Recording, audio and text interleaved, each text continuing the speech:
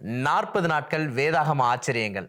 ஒவ்வொரு நாளின் நிகழ்ச்சியின் நிறைவில் 5 கேள்விகள் அந்த நிகழ்ச்சியிலிருந்து கேட்கப்படும். நீங்க சரியான பதில கண்டுபிடித்து எங்களுடைய வாட்ஸ்அப் எண்ணுக்கு அனுப்பி வைங்க.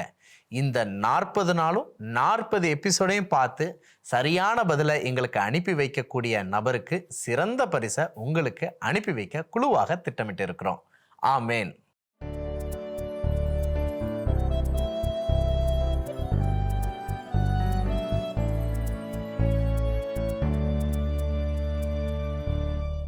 நாற்பது நாட்கள் சிலுவை ஆச்சரியங்கள் என்னும் இந்த நிகழ்ச்சிக்கு உங்களை அன்போடு வரவேற்கிறேன். நம்மோடு இணைந்திருக்கிறாங்க அருமை சகோதரர் பீட்டர் மாதவன் அவர்கள். வாங்க, அவரை நாம் வரவேற்று நிகழ்ச்சிக்குள்ளாக செல்லலாம். இன்னைக்கு இந்த 40 நாட்கள் சிலுவை ஆச்சரியங்கள் அப்படின்ற தலைப்பின் கீழாக என்ன ஒரு பாடத்தை நாம் படிக்க போறோம்? 40 நாட்கள் சிலுவை ஆச்சரியங்கள், சிலுவை நாதரை பற்றின ஆச்சரியங்களை நம்ம பார்த்துட்டு வரோம். இன்றைக்கு இயேசு சிலுவையில் எத்தனை மணி நேரம் தொங்கினார் என்ற தலைப்பின் கீழாக தியானிக்க போறோம். இன்ட்ரெஸ்டிங்கான ஒரு தலைப்பை தேர்ந்தெடுத்திருக்கிறீங்க. இயேசு சிலுவையில் எத்தனை மணி நேரம் தொங்கினார் அப்படின்னா, கண்டிப்பா இத்தனை மணிக்கு அவர் அறையப்பட்டார் அப்படின்னு சொல்லிட்டு ஒரு ஸ்டார்டிங் பாயிண்ட் இருக்கும், ஸ்டார்டிங் டைம் இருக்கும். அது எப்பொழுது வேதாகமத்துல குறிப்பிடப்பட்டிருக்குதா? நிச்சயமா இயேசு எந்த மணி நேரத்தில் சிலுவையில் அறையப்பட்டார் என்பதையும், இயேசு எந்த மணி நேரத்தில் உயிரை விட்டார் என்பதையும் நாம தெரிந்து கொண்டால்தான் எவ்வளவு நேரம் தொங்குனாருங்கிறத தெரிஞ்சுக்க முடியும். இந்த கேள்விக்கு முதலாவது காரியத்துக்கு பதில் சொல்றேன். சரி, இயேசு சிலுவையில் அறையப்பட்ட மணி நேரம் எது என்பதை மார்க்கு சுவிசேஷ புத்தகத்தில் பதிவு இருக்கிறது. அந்த வசனத்தை முதலாவது வாசிக்கின்றேன், பிற்பாடு நாம் தியானிக்கலாம். சரி. மார்க்கு 15ஆம் அதிகாரம் 25ஆம் வாக்கியம். அவரை சிலுவையில் அறைந்த போது 3ஆம் மணி வேளையாய் இருந்தது. இந்த வசனத்திலிருந்து இயேசு சிலுவையில் அறையப்பட்ட மணி நேரம் 3ஆம் மணி என்று சொல்லப்படுவதை பார்க்க முடியுது. உடனே நாம மதியம் 3 மணியா இல்ல அதிகாலை 3 மணியான்னு யோசிக்க கூடாது. ஏன்னா நம்முடைய டைமுக்கும் மணி நேரத்துக்கும் வேதாகம கால யூதர்களின் மணி நேரத்துக்கும் வித்தியாசம் இருக்கு. யூதர்கள் எப்படி மணி நேரத்தை கணக்கிடுவாங்கிறத முதல்ல நம்ம தெரிஞ்சுக்கணும். இதை நம்ம தெரிஞ்சுக்கிறதுக்கு ஒரு எளிமையான ஒரு உதாரணம் சொல்ல ஆசைப்படுறேன். யூதர்கள் பகல்ல சூரியன் உதயமானதிலிருந்து சூரியன் அஸ்தமிக்கும் நேரம் வரைக்கும் 12 மணி நேரம்னு கணக்கு பண்ணுவாங்க.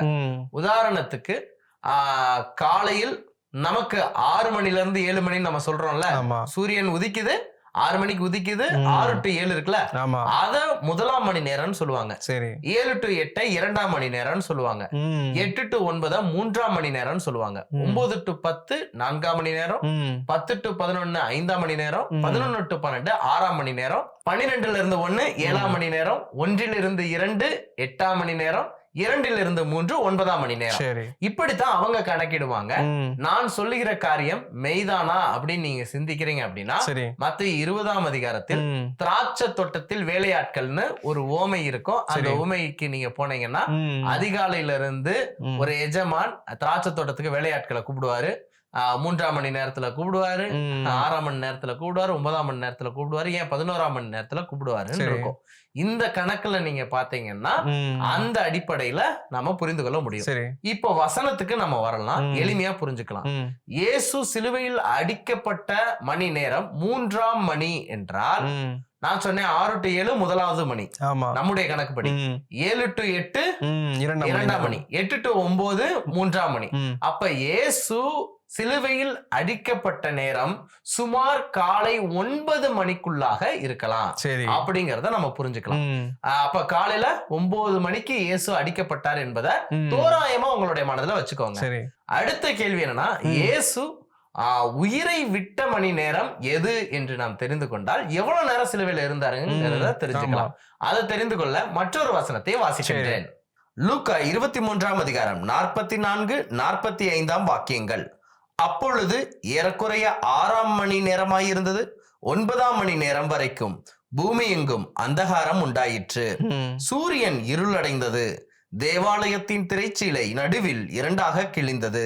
இந்த வசனத்திலிருந்து 6ஆம் மணி நேரத்துல இருந்து 9ஆம் மணி நேரம் வரைக்கும் ஒரு 3 மணி நேரம் சரி பூமியை அந்தகாரப்பட்டிருக்கு. சூரியன் இருளடைஞ்சு, டார்க்னஸ் எங்கேயுமே, சரி எங்க பார்த்தாலும் பகல்ல இருள் சூழ்ந்து இருந்திருக்குது. அந்த நேரத்துல தேவாலயத்தின் திரைச்சீலை நடுவிலே மேலே இருந்து கீழாக கிழிந்ததுங்கிறத பாக்குறோம். சரி அப்ப இந்த விஷயங்கள்லாம் நடக்குது. இப்ப நாம ஏற்கனவே பார்த்தோம் 3ஆம் மணி நேரத்தில் இயேசு சிலுவையில் அறையப்பட்டார். அது நம்முடைய டைம் படி காலையில 9 மணி நாம் பார்த்தோம்.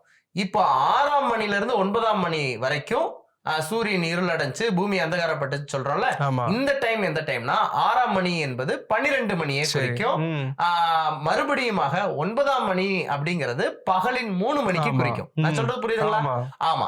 இப்ப இயேசு எப்பொழுது உயிர் விட்டார் என்றால் இந்த 6ஆம் மணியிலிருந்து 9ஆம் மணி நேரம் வரைக்கும் இந்த இயற்கை மாற்றங்கள் ஏற்பட்டுச்சுல, அதற்கு பிற்பாடுதான் உயிர் விட்டிருக்கிறாருன்னு வேதத்துல வசனம் இருக்கு. வாசிக்கட்டுமா? கண்டிப்பா. லூக்கா 23ஆம் அதிகாரம் 46ஆம் வாக்கியம். இயேசு, பிதாவே, உம்முடைய கைகளில் என் ஆவியை ஒப்புவிக்கிறேன் என்று மகா சத்தமாய் கூப்பிட்டு சொன்னார்.